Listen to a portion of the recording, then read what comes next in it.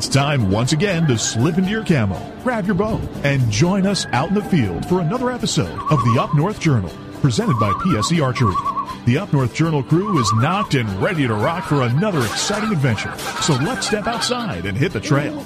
This episode of the Up North Journal podcast is brought to you by PSE Archery, Black Eagle Arrows, Fourth Arrow Camera Arms, Wind Scent Vapor Hunting Scents, Killer Food Plots Seeds, Supplements, and Attractants, Cabela's, Spot Shooters, Antler Action, Family Tradition Tree Stands, and Badass Slingshots. Made the first one on a drill press and a belt sander, so and it worked, and I won the tournament, so I was pretty happy. I guess so. So it speaks for itself. That's how it got started. Hey, welcome back for another episode of the Up North Journal podcast. Everybody, I'm host Mike Adams, sitting in the cabin tonight with Dan DeFall. What's going on? A week early. Yes, we're a week early from.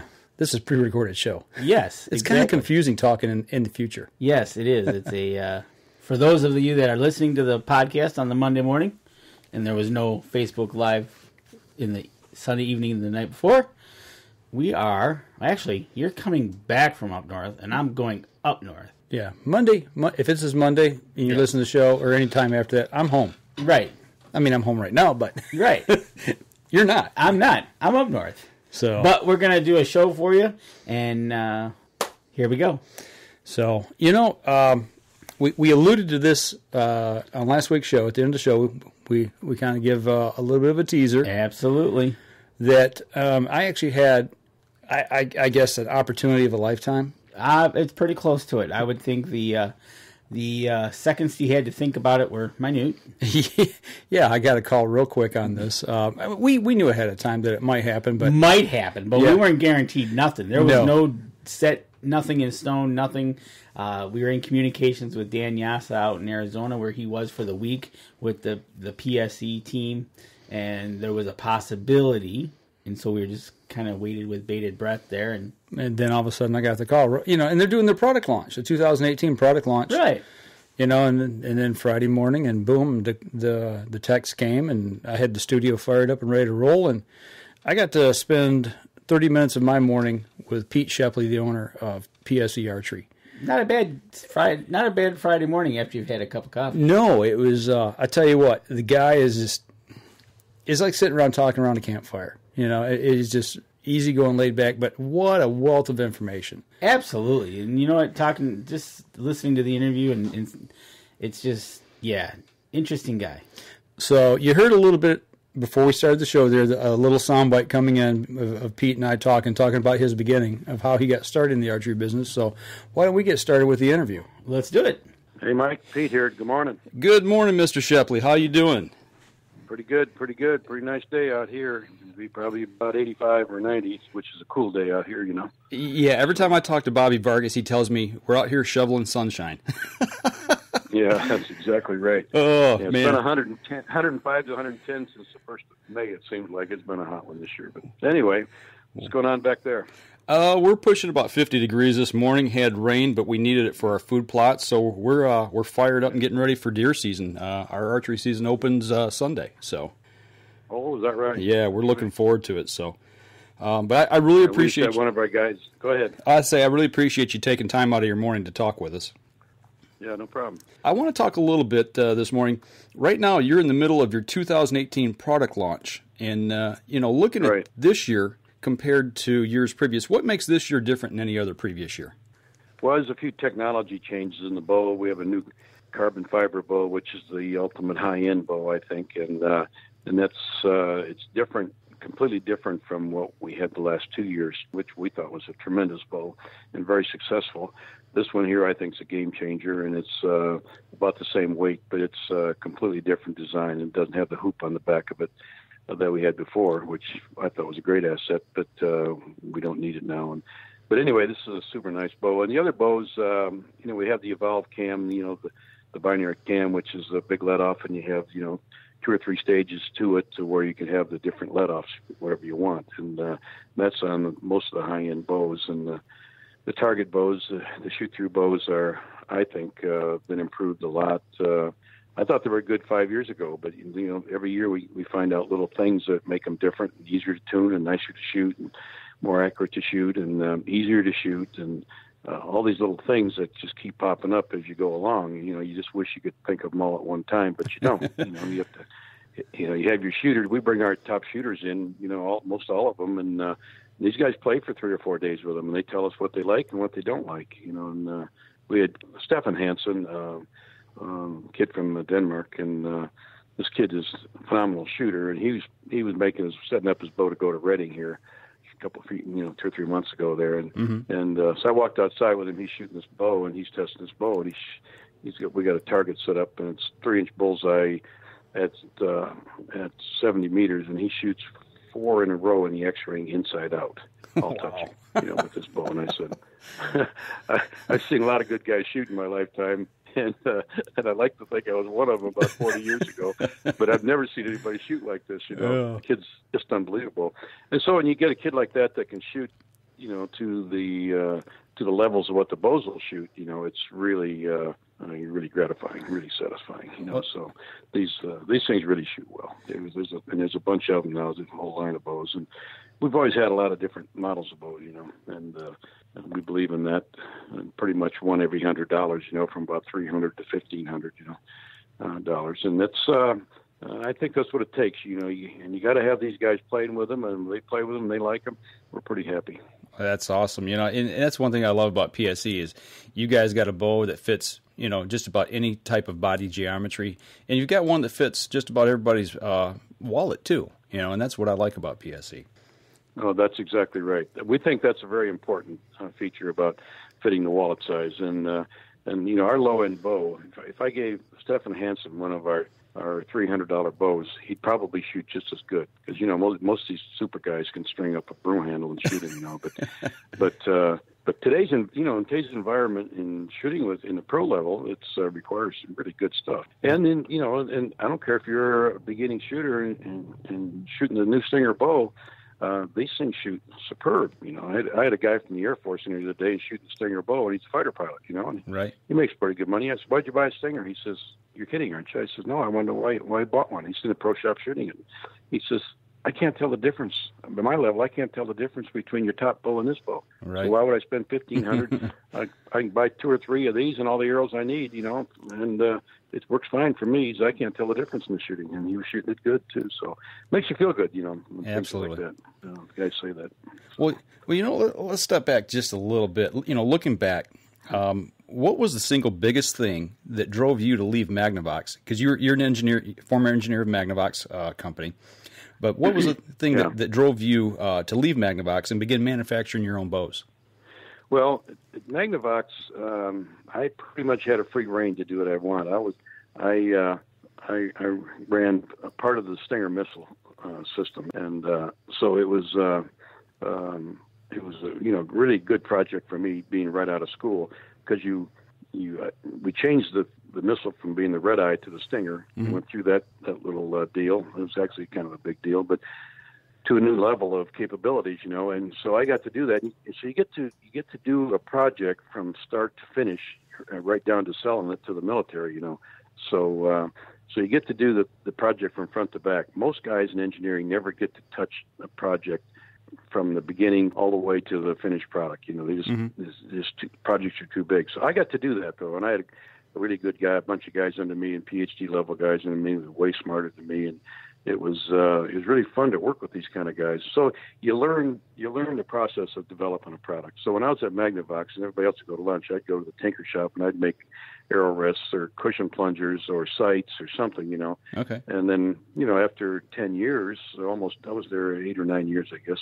And after that, and then I got to work on a whole bunch of other weapon systems. And then I would go to Picatinny Arsenal every Friday morning, and then I would listen to guys that had ideas for weapon systems. And if it fit our MO, so to speak, what we were doing or our capabilities, then I would bid on it to see if we could get it to where it actually worked. Okay. Just past the idea level, Right. And that's kind of got me going. So it made it easy. Bows and arrows were pretty easy after working on a weapon system. So it was.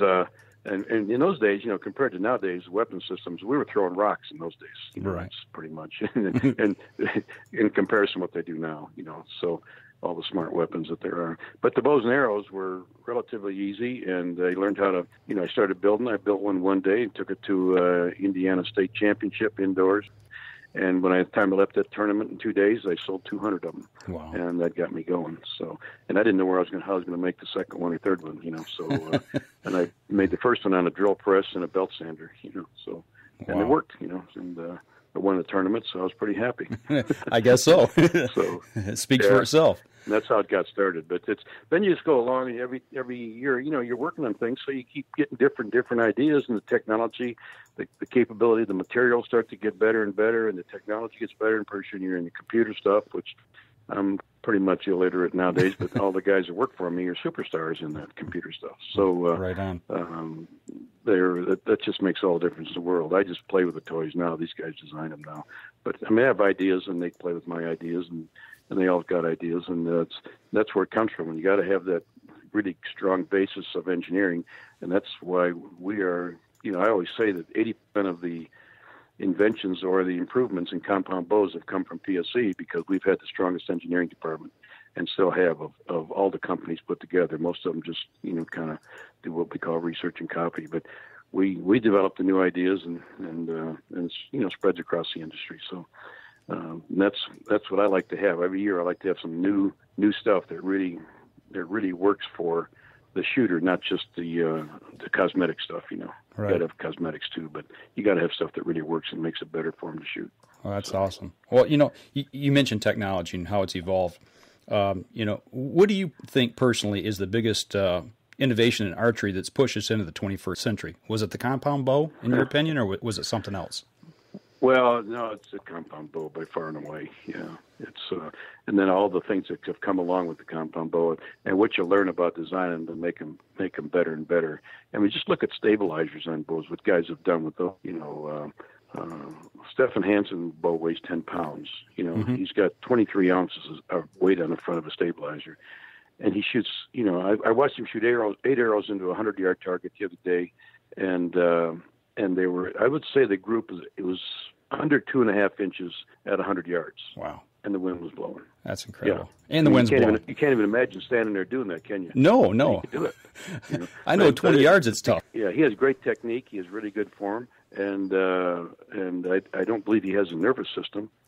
You know what I mean? Most of these kids, that's why they shoot so good, because nothing bothers them, Right. And so it's a big deal. So it's, this technology is a big deal, and you give him all these little things that he wants in a bow, and he makes use of them. Then it allows you the rest of the world to make use of them, because this kid thinks about it. Right. Yeah. He came to us. He called us one day, and he's in Mexico City. He lives there a lot with his girlfriend, I guess. And he called us. Says, "I'm shooting left. I got a left problem, and I can't figure out what it is." We got here, and he's shooting, and we're watching the target shooting. He said, "Well, look at this arrow. It's a 1/16 of an inch left out of the group at 40 yards." I said, "What?" He says, "The 1/16 of an inch left." He says, "You're kidding, aren't you?" He says, "No." Wow. That's serious. What is this bow doing to me that's making me do that on 1 or 2 or 3 arrows in a group, if I'm shooting a bunch of arrows, Wow. That's incredible. We worked 3 days, and I don't know how we fixed it, but he got it out of it. Isn't that crazy? That is insane. You're hoping for 3 or 4 inches, and he's got a 1/16 of an inch or an 1/8 of an inch to do something like that. Well. You sit there and you scratch your head and say, "I have not believe what up in the middle of here." That's why he's a champion shooter. Right on the money. Yeah. That's the kind of a kid he is, and he's a perfectionist, and he can really shoot a bow. Wow. Yeah, so, that's incredible. But yeah. Well, anyway. We talked about, the compound bow and the technology. The 21st century now, you've come out with carbon for risers and making bows light. Is that the technology that's pushing us into the 21st century, you think? It'll be part of it. We brought out the first carbon bow in 1994, and we sold about 2,000 of them. But they were expensive, just like today. They were $1,500 then, and they really weren't all that different, and just a little bit different method making the bow. And but we had little problems here and there, but nothing that really affected their shooting. Just cosmetic stuff. And but the carbon bow has a place And it's really the place for it is if you're a mountaineering guy, you know, and you want to keep the weight down. Right. And you can say, well, it's only a couple of pounds. Well, a couple of pounds after all day in vertical country is a big deal, you know. So, but on the other hand, see that the carbon will give you nice shooting qualities that you don't know you're going to get when you get it. And you shoot it and you say, wow, this thing is really neat. So I said to somebody yesterday, I said, even if you walk 100 yards from your truck to your tree stand, you're going to love this carbon bow because the shooting qualities it has are just wonderful. And they're worth the money. You know, it's the thing. We try to make something worth the money and not just charge for cosmetics, you know. And that's what this carbon bow gives you. So what will people do in the future? Companies will have, like us, you know, you'll have 3 or 4 models of carbon bows, maybe a Target carbon bow, you know. Right. But that stuff's going to come, and they're all going to be more expensive, and people will pay for them, and if they perform, and I believe we can, you know, really make them perform. So it won't be just a hunting bow, and it'll be other things. So the carbon stuff, but you learn more and more about making the bows out of the aluminum too, you know. So you get them lighter weight.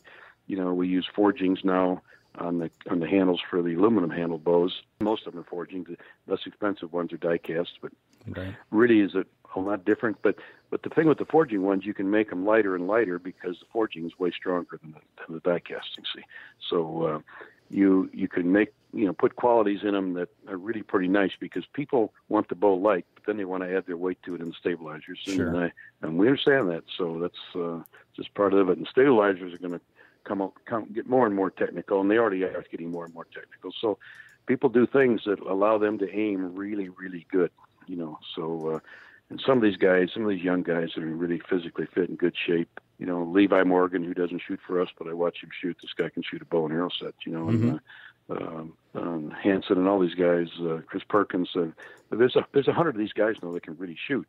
You know, 25 years ago, or 30 years ago, there was 10 or 15 of us, right? You know? And now there's hundreds of them, and they're from all over the world. You don't even know half these guys that could shoot just lights out, you know. So, and that's the thing I really like is more and more target archery because I want people to shoot bows year round, not just for hunting season. Absolutely, it's hard to make any money if people aren't shooting their bow year round.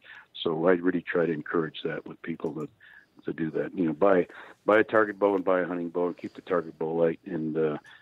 So you can function with it and have fun with it, and we don't care if you're a superstar shooter. We just want you out there playing the game, you know, going to tournaments a little bit, you know, whether 3D or target, it doesn't make any difference. But we just want to see people playing the game year round. So, and it's getting a little better now. The target archery is getting, it's growing some. It's moving the needle a little bit anyway.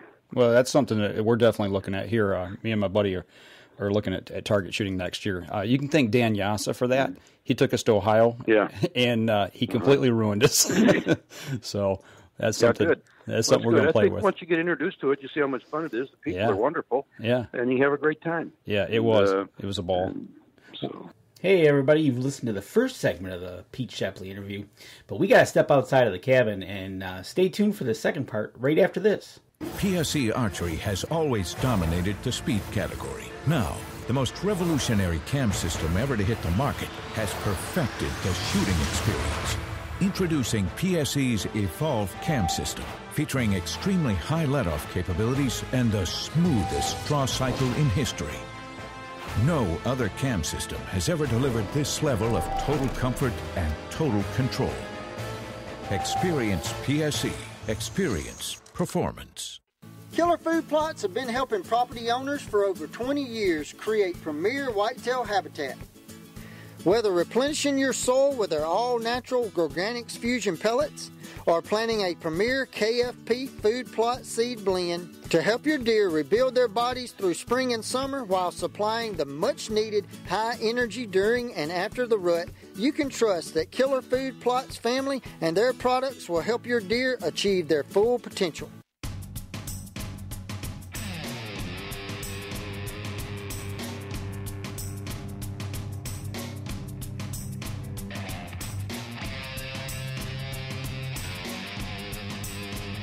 Last question on technology. And we've talked about the past. We've talked about now. Looking at the future. On a scale of 1 to 10, I mean, how much technology is left out there, do you think, just in your opinion? Well, if most people relate the word technology to feet per second on the arrow, we're pretty much there because we're making bows that are in the low 90% efficiency.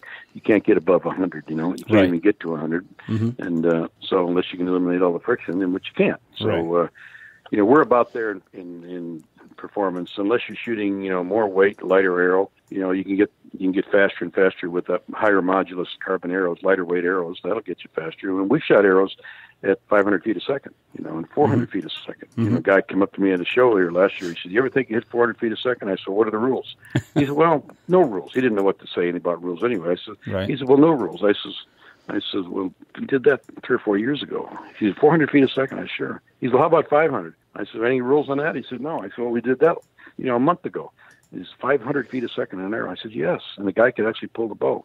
But it was 100 pounds. Mm-hmm. It was a really high, ultralight high modulus arrow, and which means real strong carbon arrow, and so it's real light, and you shoot 500. So, but we try not to just relate to technology just to the performance. You got to give people shooting qualities.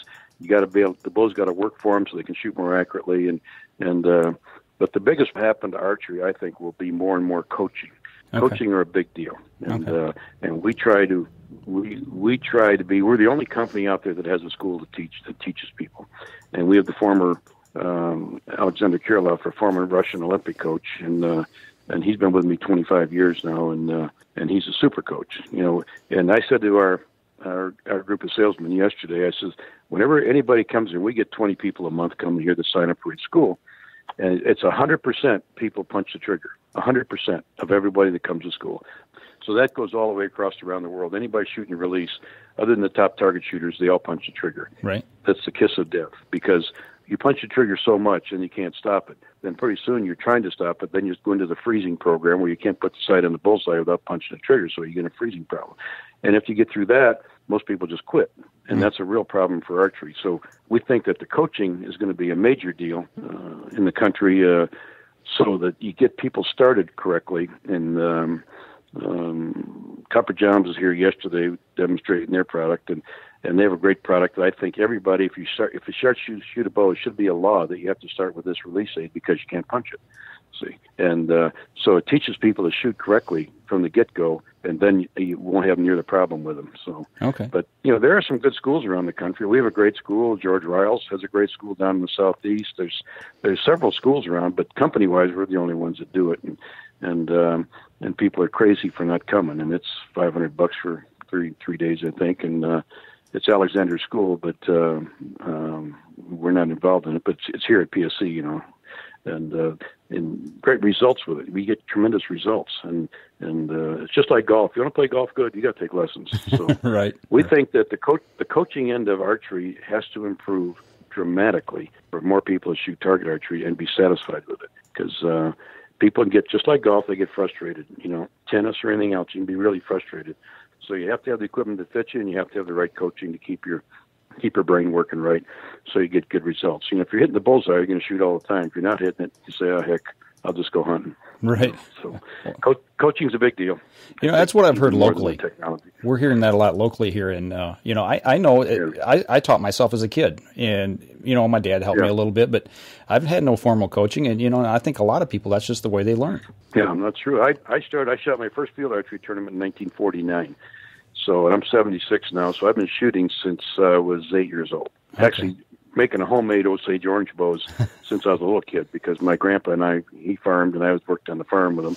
So, at the farm in those days, nobody worked Sundays, so we shot bows or fished or, something like that. Ran trout lines in the river, stuff like that, Right. But we made these Osage orange bows. They dry out in 30 days, so you make a new one, But so I've shot bows since I was a little kid. 3 or 4 years old. So I've been at this game longer than anybody else that I know. And I still love to shoot. I shoot every day at the plant. I'll try to shoot 30 arrows every day. And if I'm here, I pretty much do it. It takes a half an hour.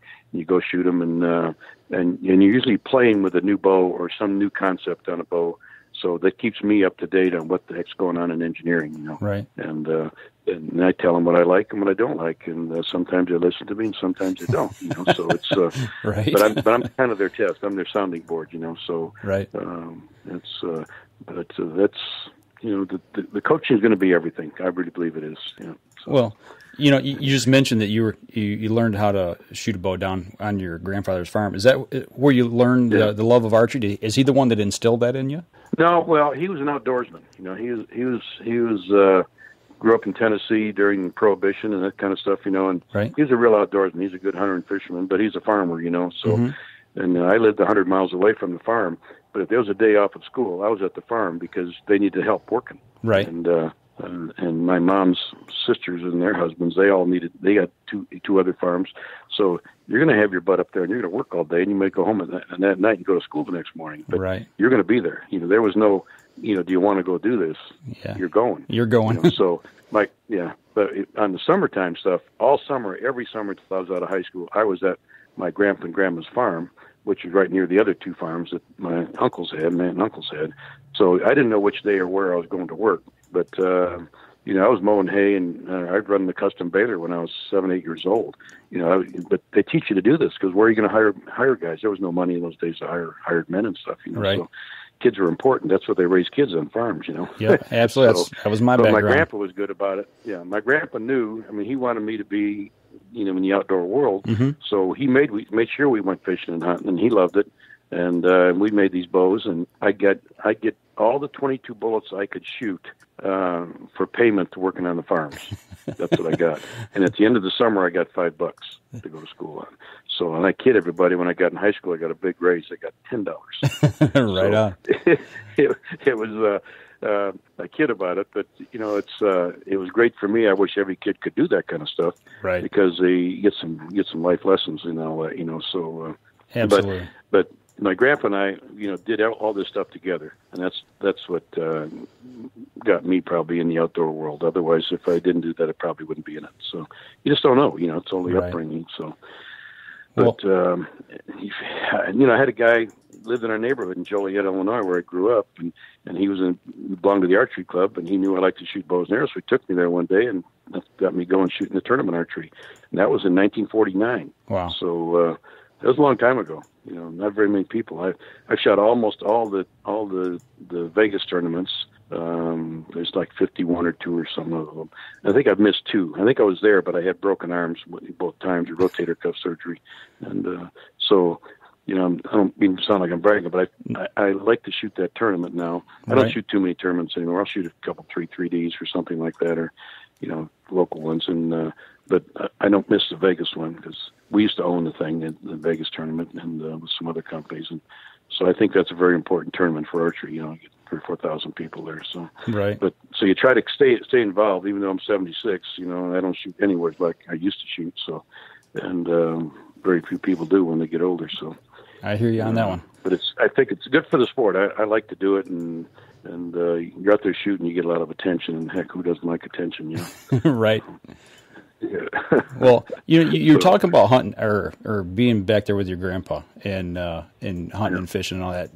What's one of the most memorable hunts with him that you remember? Do you remember? Did he take you out, or did he just let you go? No, the only hunts we did there, the deer season, they didn't even have a deer season in Illinois until 1955. Okay. So and I killed a big deer on the farm in 55, the first season, and he weighed 248 field dress, and he was a 139-inch buck. And but I shot him with a shotgun. Okay. People weren't even thinking bow hunting then for deer. Right. It was shotgun season. And but the other kind of hunt we did was pheasants and rabbits. That was all there was to hunt there. But we shot a lot of them. Yeah. Well, a pocket full of 22 shells. I imagine the squirrels are probably pretty thin around there too. Yeah, I was the guy that kept the pigeons out of all the farmers' barns. They paid me a nickel a pigeon that I killed. There you go. But the rule was no holes in the roof. You had to make them count. Oh. Yeah, but I was good with it. I was good with the 22 rifle. We had a Mossberg target rifle I had, so this thing would shoot, and I killed a jillion pigeons. That is cool. Looking at archery, and you're talking about teaching people and lessons and all that, and the new technology. But we also know we learn from other people just giving us advice. If you could give one piece of advice to every new archer out there, and you could get it in their head, what would you tell them? Don't start without a coach. Okay, right on. Yeah, I'm serious, absolutely serious. Yeah. Okay. And good quality coaching and get started correctly, because I don't want you punch and release, because if you punch and release, I'm going to lose you. Okay. You're going to quit the sport. It's that serious. Okay. And it's a tough one, so that's what, and if people shoot the release aid correctly, they'll shoot a lifetime, Even if you shoot fingers, you'll still get target panic. It's no difference. It's the same problem. Right. And it's like you watch Shaq try to shoot a free throw in basketball. That's a good analogy. He's got target panic so bad he can't hit the backboard hardly half the time. Right. And it's target panic. That's what it is. That's what it does to you. So it makes people quit. They get frustrated and they quit. And I don't like that. And the golf's the same way. Right. And it's the same problem. So it's a big problem, and it's a problem with your brain and how it all develops and works. And but correct coaching can solve it. It can solve it. So that's what I see. And we would like to train more and more coaches. That's hard to get people here though to do that. So archery needs more coaches for a hobby. I team rope for a hobby. I have a guy help me every time I rope, and I rope at the house every night. I get horses and cows, and and we team rope all the time. And I don't team rope. I don't practice without this guy there, and he's a super coach, and it's a big deal too. And he's changed my life in team roping. And in team roping is really good prize money. Really big prize money in that sport now. So I do that for a hobby more than anything else, because it gets you away from archery for a little while, and so. I mean, you learn how to ride a horse. You have to learn how to swing the rope. You have to ride up the steer running down the arena at 30 mile an hour, and you got to catch him. Right. So you almost can't figure it out on your own. You need coaching. So and at my age, the coaching's a big deal. So it allows me to win some prize money. So it's I just think it's everything. You just got to get the coaching right. Well, I think that's with anything in life. It's no matter what you're trying to learn from somebody who knows. Learn from somebody that's got it down and is professional at it. I think we can learn a lot of life lessons like that. Right. No, exactly. Let somebody else make the mistakes and learn from theirs. Yeah. Exactly. So, well, one more question for you here, and I'll let you go. I don't want to keep you. I know you guys are busy out there at the shop, but you're an icon in the outdoor industry. I mean, everybody knows PSE. Everybody knows you as a target shooter and an owner of PSE. Looking at the outdoor industry, if there's one thing over all these years that you've been involved with this, if there's one thing you could change about the outdoor industry, or just the outdoors, what would it be? I would probably try to get we have an archery trade association, and I don't feel like they're engaged, and I think the manufacturers need to have them more engaged and more involved every day, because we spend a lot of money with them, a lot of money at the outdoor trade show for archery, and we get very little results for it. And I think that with spending that money correctly and getting kids in schools and stuff like that shooting, I think is probably the biggest deal. There's some school programs, but none of them that have really translated to get people to shoot after school. Right. That's a problem. Okay. So to grow the sport, we got to get them someplace, and I don't know where to get them other than grade school or high school. Right. So and the current archery people are all getting older now. We're not getting enough new ones. That's a big deal. That's a problem for the sport. So I was at the Bass Pro grand opening for the new museum and aquarium last week, and it was a spectacular deal that night. It's a big program. They had all the conservation guys of the country there, all the DU guys, all the Quail Unlimited. I mean, every organization you can imagine, and every fishing wildlife agency in every state were there. I mean, there was 600-800 people there, and it was incredible. And the next day they had a meeting and talked about all the problems with the outdoor sports, whether it's fishing, hunting, boating, motorcycle riding, whatever it might be. They talked about all these problems, and it's diminishing, and that's a real problem. And when it's diminishing and people aren't buying product, the government doesn't have excise tax to spend to help grow it, and which most of the time it's not spent correctly anyway, as far as I'm concerned. But but there's a lot of talk about how do we grow the hunting and fishing. And Johnny Morris, that owns Bass Pro, is very involved in that, and tremendous guy, and he cares about it, and he's looking for ideas, but he owns Cabela's now too, so he owns the two giant stores, and it's a big deal for his business. But he's more than just business. He's a real sportsman, he's concerned, and it was a whole day of talking about that stuff the next day after the grand opening of the museum. And if anybody is in Springfield, Missouri, it's a mandatory thing. You have to go see this museum. It will knock your socks off. I can't wait to get down there. I've been looking forward to that. Yeah, you got to go. If you're in the vicinity, plan at least a half a day, and if not all day. I would say plan all day, because you can spend all day down there. And it's incredible. It is just beyond belief. So there's a lot of concern, for the outdoor sports right now. So it's a big deal. Yeah, we all got to do our part to help encourage those kids to get out and get into the outdoors and the shooting sports. Absolutely. That's exactly right. That's exactly right. Yeah. Well, I tell you what, we're going to let you go. I know you're busy there at the shop. You guys are doing a little more unveiling today, am I right on that? You got a couple more unveilings later this afternoon. So everybody check that out, PSEarchery.com. And we'll have links on our website here on Facebook as well. So, Pete, once again, thank you so much for taking about a half hour out of your day, sitting down and talking with us. And when you get time, bottle up some of that sunshine and ship it over here to Michigan for us. All right. All right. Call me anytime. Okay. Call me anytime. I appreciate it. I'm available. Oh, good. All right. You bet. Bye-bye. Bye. Well, what'd you think? I tell you what, never meeting the man, but hope to meet him at the ATA show. The guy sounds like one smart cookie. And it started with a drill press and a belt sander. Right? And he goes and wins a tournament. Wins a tournament and sells 200 of them. Yeah. And then tournament. And then bang. And PSE was created. Yeah, right on. So, it's just one of those things. Like he said, I thought it was really good in the interview. What he said was, today we've got hundreds, but back in his day, 10 or 15, and he said 25, 30. There was about 30, but back in his day, because I think he said he started shooting in 1949. Yeah, right.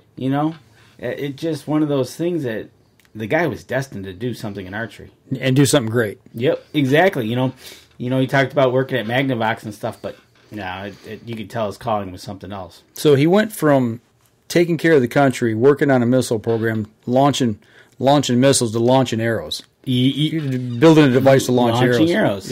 So launching mini missiles. Exactly. And you know what? And like you said, technology is just, it's amazing. But the guy, very knowledgeable, very smart. We get an opportunity if we're at ATA and we get an opportunity to talk to him again. I want to get into a little more into some of the people he's met in the industry and some of those stories that you hear rumors about or you hear every now and then. Absolutely. Off the record, of course. Yeah, there's got to be some cool stuff. Oh, I'm sure there's some cool things that because he grew up in Indiana, right? Illinois. Yeah, Illinois. That's what it was. Yep, Illinois. So yeah, I'm sure there's some good stories out there. Right on. Well, I'll tell you what, let's step outside, take another break. When we come back, I want to kind of dig a little more into what it takes to get kids involved in the outdoors and archery and coaching and things of that nature. So kind of following up on what Pete mentioned about what needs to be done. Yeah, we got somebody that's been waiting in the wings, waiting to talk to us. We got on Skype tonight, so we're going to expand on that a little bit. Yep. So we're going to step outside. We'll be right back after this.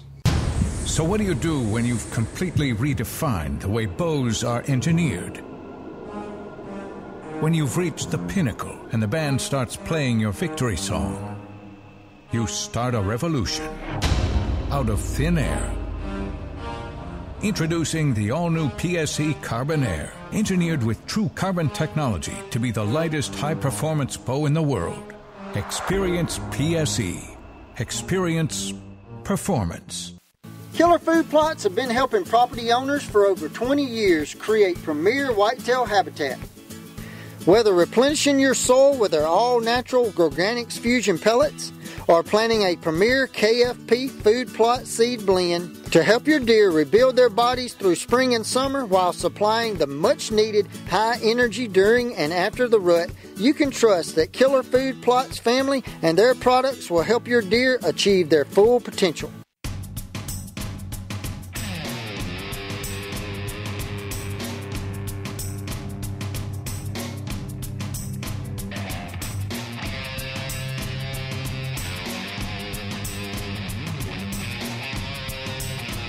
Welcome back, third segment of the show.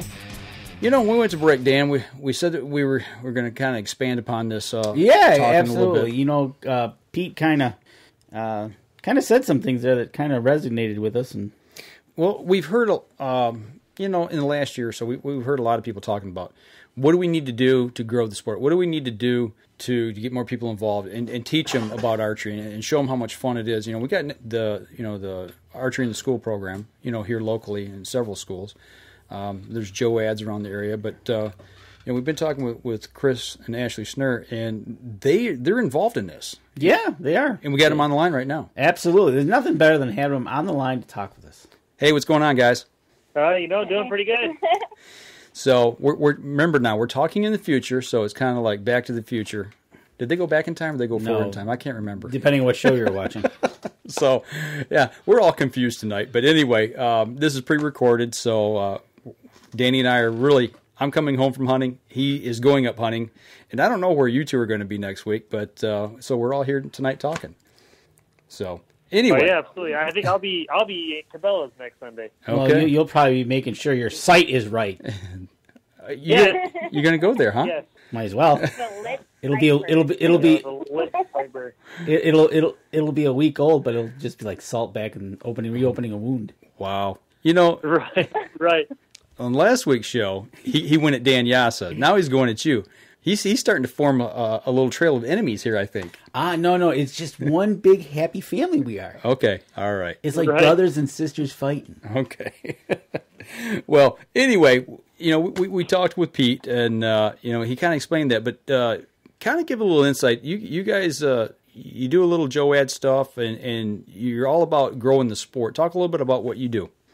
Yeah, absolutely. So Ashley and I, along with Holly Stover, who's a level 4 USA archery coach, we kind of sat down and we had just kind of finished up.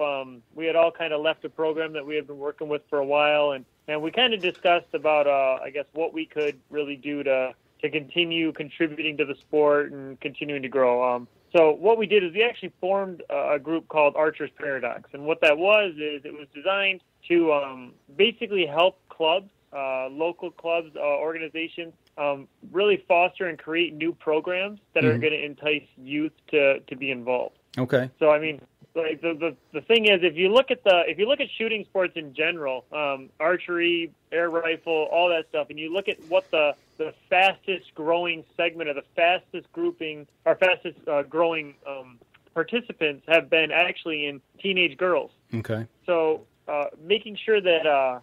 Let's be honest. Anybody who's a member of an archery club or a sportsman's club, you go sit around there for half an hour and you can count the number of guys over 50 years old that show up. But you could probably count that all day. But you look at the number of teenage girls that's showing up, it's a little bit different story, right? Right. So it kind of ends up being kind of the buddy club or that. But in order to foster growth in the future, you have to make sure that you have kind of programs set up. So, I mean, that was where Ashley and I and Holly kind of put our heads together and came up with that idea. Okay. So now this is just here in Michigan that you guys are focusing on this? So right now we're in Michigan. We talk with a lot of people outside of the state. So Holly is actually a junior dream team coach. So she spends a lot of time traveling back and forth from here to California to different camps and things of that nature. So she's very heavily involved on the coaching side. Okay. So, I mean, she gets a lot of feedback. But, I mean, as far as programs, we're pretty much open to working with anybody that we can help contribute to a JOAD program. Okay. If somebody, okay, Danny, he just joined an archery club here locally. Do they have JOAD program? No. Okay, let's use him as an example. If Danny's club wanted to get a JOAD program started, and they said, Chris, understand you're involved in this. How do we do this? How would a group or a club, what would you tell them? What would you tell them to do? So basically the first thing that I'd recommend is we talk to the club about having a few people, 1, 2, 3 people that are, I'm going to call them your responsible parties. So those are the people that have the time, the energy, and the commitment to really growing the program. What we're going to do is we're going to start off. We're going to get the club USA Archery account set up so that they're a registered club. USA Archery has a reward system for the kids as they hit certain milestones with score and progress that can be super rewarding for kids. And they're just little pins, but I've watched kids get all super excited and laughing and just super happy when they get those. Mm-hmm. So it's a great rewards program to keep them interested and involved. Okay. So we get them set up with that. We then turn around and we certify the coaches. So both Ashley and I are level 3 USA Archery certified coaches. So what we're allowed to do as coaches is we can certify what are called instructors. So in USA Archery, level 1 and level 2 are your instructors, and those we can certify. So we want to get everybody that's coaching certified to that point. Okay. So you kind of get them all set up, get them going, give the certifications for instructors, so the instructors can in turn teach the students at their local club. Is that right? Absolutely. So that's part one. Okay. That's kind of our basic. That's your first week and a half once we can get schedules lined up. After that, we actually continue to assist after that with curriculum development, program development, how to talk to them about how to advertise, how to speak to their students, how to communicate to the public in their area that they have these programs going on. That's really where Ashley comes in. Ashley handles a lot of our website, social media stuff. Mm-hmm. So she kind of gives them a little advice on how to interact. I mean, I know you guys are real big on in your social media, on Facebook and all the different things, but a lot of, if you notice, a lot of the clubs really aren't up on that. They're not speaking to that new generation the way they really can. I think that's the one thing, everybody we talk to, it doesn't matter what segment of the outdoor industry it is, it's getting people to understand the way of doing business has changed. Yep, absolutely. And kids are different than they were when like Danny, when you and I were kids. I mean, yeah, definitely. Give us a stick and some dirt and a couple of rocks, and we'd play all day. Now they're on their phones or computers. They don't go outside. So you've got to reach them in that social, social media medium. What Pete said. Yeah, well, exactly what Pete Shepley said. Same thing. We've got to reach out to these kids, get them involved, get them young, and get them outdoors. So right, exactly. Yeah, and it's finding a way to communicate with them isn't easy. It's really not, because you almost have to have a degree in social media management to really understand what these kids are doing in middle school or dang near elementary school. Right. I mean, my daughter's 13 years old at the end of the month, and she's got the iPhone, she's got Instagram, she's got Snapchat. So it's a crazy new world that, I'm 31 and it's still it's hard to keep up with at times too. Mm-hmm. Absolutely. Totally agree with you on that. It's like the world is moving at a very, very fast pace. Yeah, and communication is totally different. With our students, one of our main ways to communicate with them, as weird as it sounds, is Snapchat. We send out a little message to a group of kids and say, hey, we're going here, and then next thing you know, you got 5 or 6 kids showing up somewhere to practice together. Sometimes it's Facebook groups. Even if you look at the industry as a whole, 4 years ago, even a year ago, if you wanted to buy a used bow or some used equipment or anything like that, you went to Archery Talk. Right. Yep. I think we've been on Archery Talk once or twice in the past 6 months, 8 months. Yeah, I don't remember the last time I was on. Now it's all Facebook. Right. Yeah. Yeah, it's a strange new dynamic, in even as much as we do on social media, and I think that I've got a handle on it. There's things evolve so fast. It's that I'm behind the times. Yeah, exactly. And things change monthly. Yeah. Oh no, we're not doing that anymore. We're doing this. What? Yeah, Facebook's for all us old guys now. Right. Right. Exactly. So, okay, so you get, like you're saying, you get them all set up and running, and then you have Ashley help them get that the communication line down. What does somebody do next after that? So what we try to do is you try to really set up a culture. So that's the hardest thing for youth programs and JOAD programs and things like that in general is culture and understanding your student and what they're looking for out of a sport. Mm-hmm. Ashley, myself, we're target archers. Mm-hmm. That's really what it boils down to. When I pick up a bow, I'm looking at how am I going to shoot 30 X's on a Vegas face with it? How am I going to shoot 60 X's on a Vegas face with it? Mm-hmm. I'm not looking at, is this going to shoot a deer?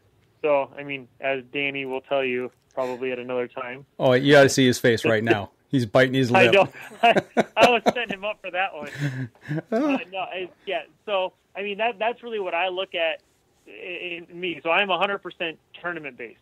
Is as far as another student, you might have a student who's looking to get into the woods. The dad's a bow hunter, and they want to be a bow hunter too. Right. Or you might have another student whose husband disappears for a month and a half come October 1st, and they want to figure out what the heck they're doing. So they grab a bow and they want to try it too. I mean, there's so many different things that you need to look at from each individual student. One thing that I've been guilty of is being very, I guess, tournament aggressive. So when a kid signs up for a JOED and they've been taking my class and they've been in my class for a year and they've never left class, they've only been shooting at class once a week, twice a week, that's it. And they're really good and they show a lot of promise, and I just want them to go to a tournament and compete, and they've got zero interest in it. Right. And it's just knowing that, okay, that kid loves practice. I mean, one thing that I had a head coach at a program that I was with previously who always used to say, you never sign up for football and just go to practice. You always expect to play, right? Right. So that's the same thing that I used to think with archery a lot. But I've come to the realization that as long as someone has a bow in their hand and they have a smile on their face, maybe that's all they want out of the sport. And I think that's fantastic. That's right. And Pete actually said that, in the interview earlier. He's talking about, he said he wants to get a bow into your hand all year long. So you're shooting, get out there and playing. And he used the word play. So it's plays different things to different people. Absolutely. So, and archery is a game. I mean, I think a lot of us kind of lose that every once in a while. I mean, my interaction at Cabela's, where I am at on a daily basis, I mean, you get a lot of these guys that are coming out, bringing their bows in a month and a half out on the early side, maybe even a week out, and trying to get things set up. Or the day before season, like I did. Or the day before season. I mean, but the thing is they don't spend the time behind the bow. I mean, I know on my side, working with JOEDs and working with it is I try to create a passion for it. If you never compete, if you never hunt, it's all about passion. That's right. And archery is one of those sports that you can be passionate about. I mean, football, you got a lot of guys who are passionate about it. Basketball, got a lot of guys who are passionate about it. But the reality is, to do those sports, you need 10, 15 people with you to do it. But at archery, you can grab a bag target, you can toss it out in your front yard, and by yourself for an hour, 2 hours, 3 hours, you can have an absolute blast. Well, when I was coming over to do the show tonight, my daughter was going out in the backyard by herself and shooting while I was leaving. That's what I did today. I put 100 arrows down range. I wasn't having a ball with it, though. I was fighting it. But you have him mentally interrupted by putting a stand release in his hand. Yeah. I started thinking about things. Started thinking about a lot of things, but I'm back to square one now. So, all right. I tell you what, Dan, you think we're time to take a break here? Yeah, let's take a break, and we'll step outside. We'll be right back after this, and we'll continue our discussion down the road of archery. We'll be right back after this. I shoot PSE because I like one pin to 40 yards. I shoot PSE for the perfect combination of feel and performance. I shoot PSE because you can shoot lighter poundage and increase arrow speed. I shoot PSE for the fastest bows on the planet. I shoot PSE because my livelihood depends on my bow. I shoot PSE because better engineering makes a better bow. I shoot PSE. I shoot PSE. I shoot PSE. I shoot PSE. Experience PSE. Experience performance. Killer Food Plots have been helping property owners for over 20 years create premier whitetail habitat. Whether replenishing your soil with their all-natural Organics Fusion pellets or planting a premier KFP food plot seed blend to help your deer rebuild their bodies through spring and summer while supplying the much-needed high energy during and after the rut, you can trust that Killer Food Plots family and their products will help your deer achieve their full potential.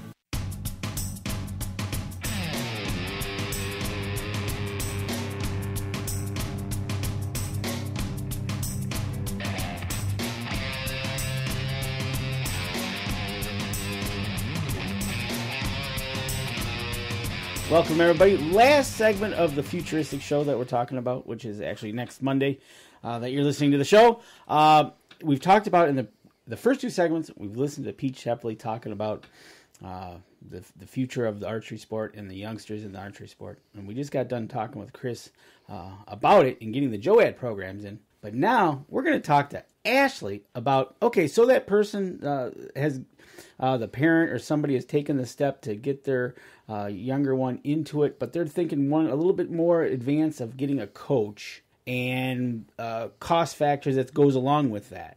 And so, Ashley, what's it gonna take to get a coach? What should they look for in a coach? I guess seeing if they can develop a relationship with the student, like making sure there's a connection there, so that the kid doesn't lose interest too quickly. Right, and that's very important. When you're, there's nothing worse than having a coach that you hate, like football coach. Right, exactly. Yeah. That's exactly where I'm going with it. So if you don't like that coach, you're not going to listen to the coach. You're not. So okay. So one of the first things you're looking for is the relationship that you have with the student, with the parent. Open communication, is it good? Yes. Yep. Open communication, making sure that the coach communicates well with the student, but also with the parents, so that the parents understand what's going on. The style, are they like a recurve shooter or a compound shooter? So is the coach, a recurve shooter or compound shooter, or do they know enough to be able to help with that? Right, exactly. Okay, so that's a good thing. Another thing so you got the relationship building. I think another thing that's probably pretty important is the parent-coach relationship as well, knowing how their things will be treated and how that works. Always get those parents on the sidelines of sports that want to live their life vicariously through their kids, and they want to be that hero on the sideline again. Right, and I think it's as a communication from the coach to the parent, they have to understand who's the coach, who's the parent, and stuff like that. Right. And then also, like, the parents respecting the coach and the decisions that they make as far as the way the coaching goes with the student, but also making sure that their goals are in line with the student and also the parents' goals, and the parents aren't pushing their goals on the kid. Right, exactly. Okay, so we've got the relationship building, we've got open communication, everybody's all happy. Talk in terms of equipment, price, whereabouts. How much money am I going to have to spend on little Janie, little Johnny to get going for what you're going to coach?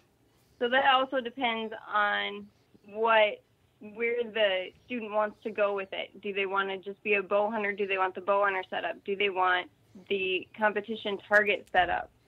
Okay, so with that in mind, roundabout numbers, it's January. You're not thinking really hunting anymore, but you're thinking, hey, you know what? I want to shoot all winter long.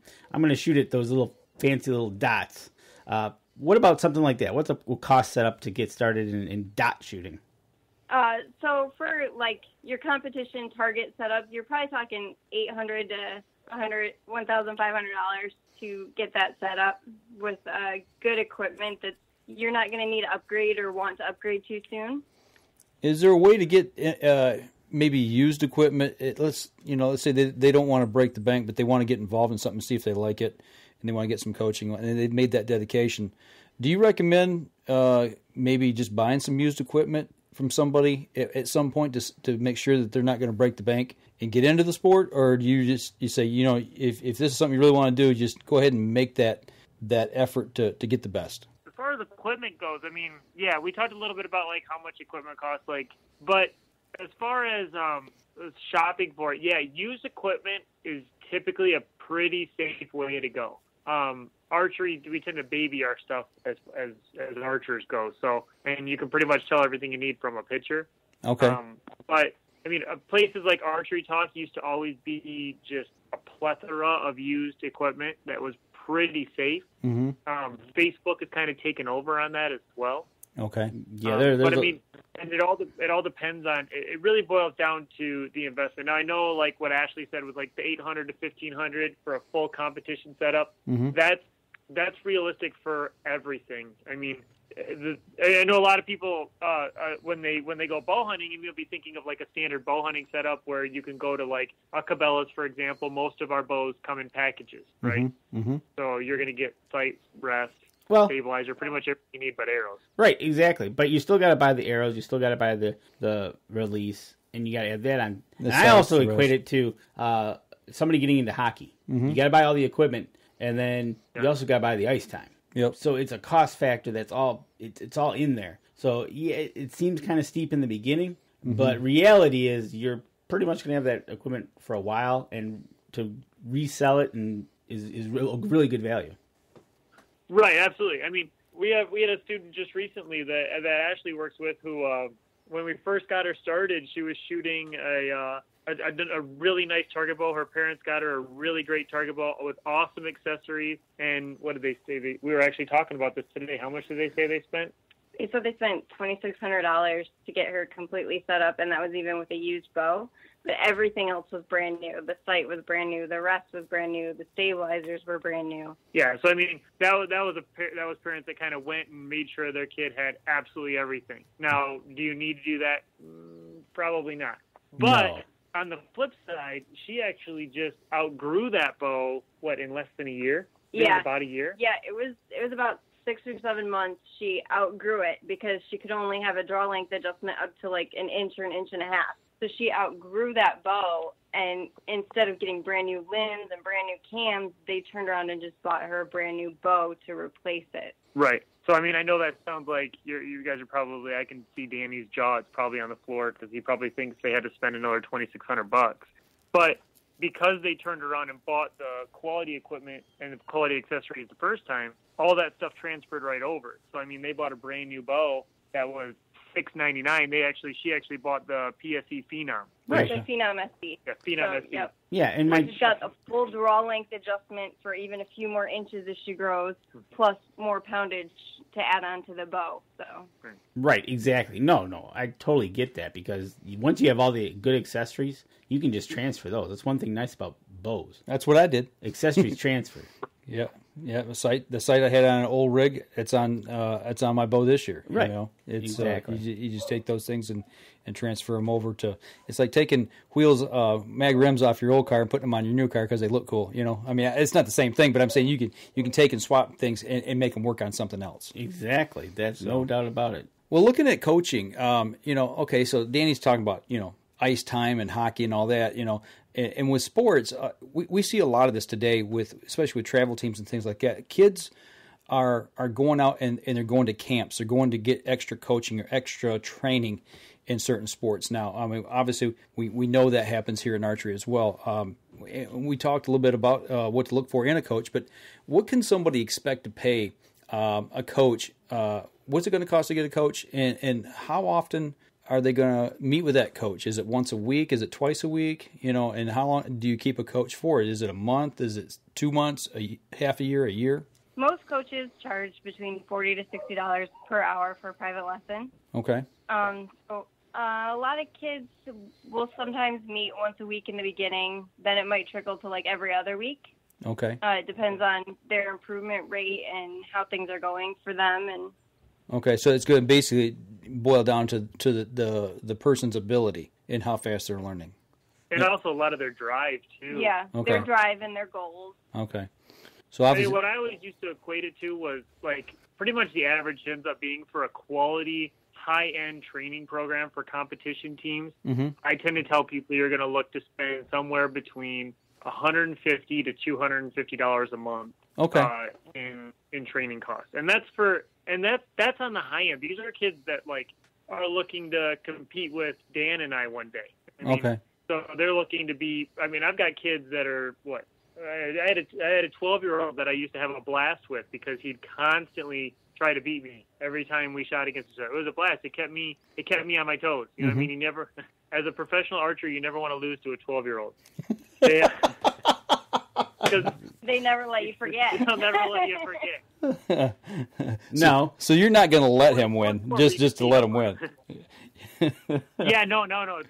Some kids you don't let win. No, he was a blast. It was a lot of fun to train with. I mean, and it kind of keeps you young in the sport too when you get to contribute back. But yeah, $150 to $250 is probably what you're going to spend for high-end training programs. Okay. And these are for people that are really dedicated, a coaching staff that's really dedicated to what they're doing. Okay. But like your average JOAD, which again, it's not your ultra high end programming, but a JOAD program might run you $10 a week. Okay. $20 a week, depending on the club. Okay, that's very reasonable. Right. Yeah, that's something I think pretty much anybody can afford to get out and do and spend the time. I mean, you go to a movie, it's going to cost you more than that to go to a movie nowadays. Don't take a family of 4 to the movies. Exactly. So. Right, and a lot of clubs are pretty cool about it. Like let's be honest, not everybody has one kid that's interested in the sport. Mm-hmm. They're going to end up with 2 kids, 3 kids, 4 kids interested in the sport. So that $10 a week turns into $40 a week. Mm-hmm. Right, but and then most clubs have family deals or group rates. And then do you see them when one starts? They start telling their friends, and their friends start showing up, and so on.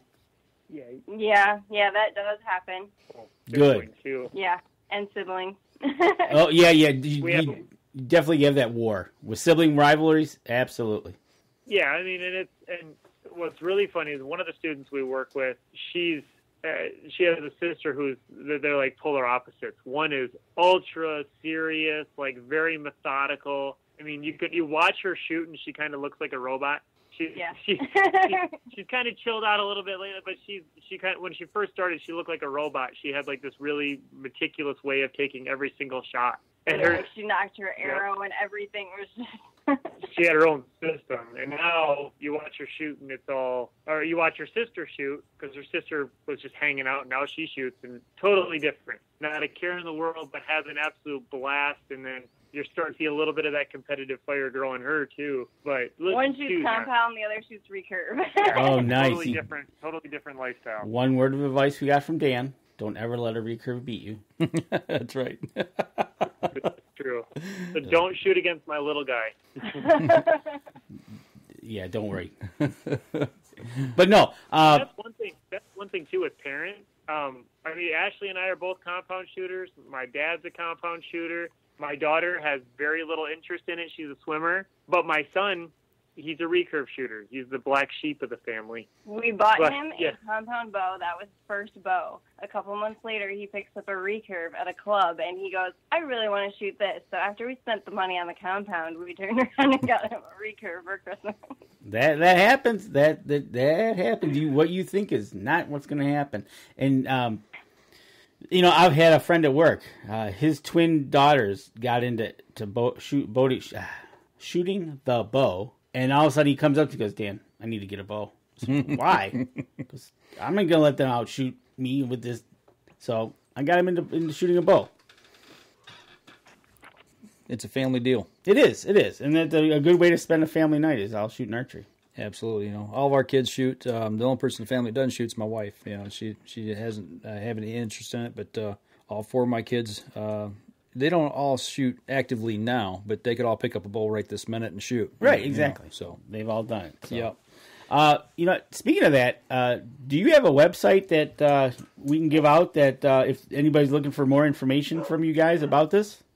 So Archer's Paradox we didn't go live on the web yet. So okay. We're on Facebook right now. Facebook is kind of where we kind of do a majority of our communication through. So if you type in Archer's Paradox, let me look it up real quick here so I make sure I give you the right full name on it. Yeah, make sure it's the right full name. Oh, well, I had to change it a little bit. So Archer's Paradox Archery Training Academies. So if you type that in on Facebook, you can see our page. It's been up for just a little while here. We're going to be posting more information on that as some new things are coming out. But like Ashley and Holly, they ran a camp this summer for some kids that were getting ready to compete at outdoor nationals. So that you see a lot of information on that and such. All right, cool. Sounds good. Absolutely. All right, anything else you want to throw in here, Dan, real quick? No, I think we got a good show for people archery, getting into archery, and coaching in archery. Yeah, it's, just like, everybody said that we've talked to here in the last couple of weeks. It just seems like, training is the way to go. Getting the proper training, getting the proper equipment, but getting out there and having fun and getting involved in the sport. Number one thing is fun. Yeah, absolutely. And I tell you what, between Dan Yasa and Chris and Ashley, the things we've learned and things they've taught us, they've completely ruined you and me. I think we're going to do some tournament shooting or some spot shooting of some sort. We're going to get dragged out there, I get a feeling. Yeah, I know. I think they're going to use us as their whipping post. but we're willing to start and learn. You know, that's the key. So we're never too old to start learning. That's right. So. But I tell you what, we appreciate y'all sitting down with us for a half hour tonight and talking, and we'll get in touch with you guys real soon. And if anybody's interested, go over to their Facebook page. Yep. We'll connect to their Facebook page. Absolutely. And that way people can find it that way too if they'd like. Hey, I appreciate y'all sitting down with us tonight. Take care. Okay. Absolutely. Thank you. All righty. So, get your kids involved. That's the basic thing. You know, it's even if you're old or young, get involved. Yeah. Because you might become I was just thinking about this as Ashley was talking. Maybe become an instructor. If you're into bow hunting, maybe become an instructor and start something. And I have a friend of mine, matter of fact, am I starting to roll now? He's always been looking forward to getting archery in his youth in his church. Okay. Right. So I will I'll talk to him some more, and maybe we can do something here. Well, that's just it. Giving back. Giving back to the outdoors, giving back to a sport that you're involved with, that you love, and teaching the next generation. Our kids spend too much time playing on computers and playing on phones and tablets and stuff like that. That's exactly what his sentiment was. He wants his youth in his church, not with the face in the phone. Mm-hmm. You got to get outside, spend time outside and enjoy it. So, speaking of, this show is pre-recorded, and that's actually what we've been doing this whole weekend, is spending time outside. As we sit here and record this, I'm wondering, am I traveling back home at this moment? It's 8:45. I'll be rolling in from up north. I wonder if I'll be traveling back with a deer in my cooler. And I will be just pulling into camp if timing is right. Timing's right. You'd be just pulling into camp and turning the lights on, starting a fire. There you go. So that's the questions we have. We don't know, but that's why we go. That's right. We need answers. So we're going to hit it hard in this coming weekend. Hopefully you have a safe drive, you have a safe week up north, and you have fun and relax and get a deer. If everything pans out, the same for me for a couple of days. Yeah, absolutely. Good luck, and we might be in touch a time or two. You think? Exactly. Hey, stay tuned on Facebook. We're going to be doing some stuff probably from out in the field as well and posting things. So if you guys and gals are out and you happen to see something cool, you take a picture or you get a deer, take a picture of that, send it to us, put it on Facebook, what have you, and, share your stories with us. 'Cause that's what it's all about. It's making memories and sharing stories. So anything else you want to throw in? Again, be safe out there. We're into hunting season. Be safe, know your target, etc., etc. I seen a picture last week of a guy who got shot in the shoulder with the guy was elk hunting, and he shot the guy in the shoulder with a broadhead. Yep. Yeah, I saw that. I don't get it. I don't either. An elk. Right. He shot a human. Yeah, right. That's why know your target. Climbing up in a tree stand, be safe, get hooked in, have your lifeline. Yep. I just got me a new one. There you go. So I'm good to go. All right, that'll do it for us this week, folks. If you're out on the water in the woods, as we always say, shoot straight, be safe. Until next week on the Up North Journal. This episode was brought to you by PSE Archery, Black Eagle Arrows, Fourth Arrow Camera Arms, Wind Scent Vapor Hunting Scents, Killer Food Plot Seeds, Attractants, and Supplements, Cabela's, Spot Shooters, Antler Action, Family Traditions Tree Stands, and Badass Slingshots. Thanks for listening, and join us again here next week. Until then, remember, as we always like to say, if you're out on the water or in the woods, shoot straight and be safe. Until next week on the Up North Journal.